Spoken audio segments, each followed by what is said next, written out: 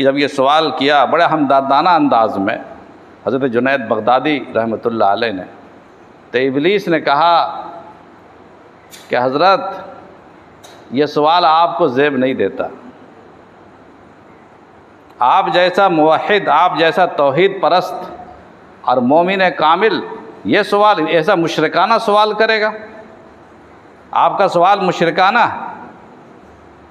आप तौहीद परस्त हैं, अल्लाह को मानने वाले, अल्लाह को एक मानने वाले, एक अल्लाह का सजदा करने वाले। आप जैसे तौहीद परस्त बुज़ुर्ग मोमिन कामिल के लिए ये मुशरिकाना सवाल ज़ेब नहीं देता। इसलिए कि मैंने हज़रत आदम का सजदा करने से इनकार किया, इसलिए कि आदम अल्लाह नहीं है। मैं अल्लाह का सजदा करता था, मैं अल्लाह के अलावा कैसे सजदा कर लेता गैरुल्लाह का? मैं गैरुल्लाह का सजदा कर ही नहीं सकता था। तौहीद तो इसी को कहते हैं कि गैरुल्लाह का सजदा न करे। मैं अल्लाह का पुजारी हूँ, अल्लाह की इबादत करता था और करता हूँ। इसलिए मैं अल्लाह के अलावा मैं किसी के सामने मेरा सर झुक नहीं सकता था। और आप ये मुशरिकाना सवाल कह रहे हैं कि गैरुल्लाह का सजदा तुमने क्यों नहीं किया? अब ऐसे अंदाज से उसने तकरीर की कि हज़रत जुनैद बगदादी भी लाजवाब हो गए। उनके दिल में ये बात आने लगी कि बात तो ठीक ही कह रहा है। देखिए कैसे कैसे पैतरा चलता है, और शैतान के मकर को, शैतान के चाल को बड़े बड़े उलमा और औलिया अल्लाह भी नहीं समझ पाते।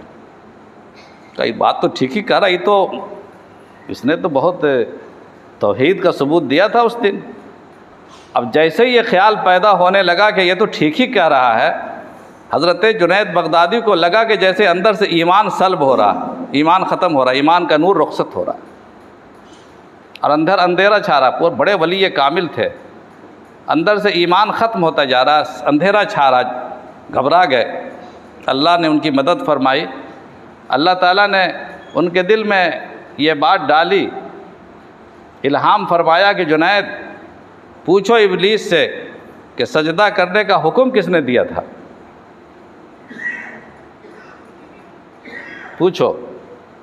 कहा, फिर पूछा, दिमाग में बात आ गई।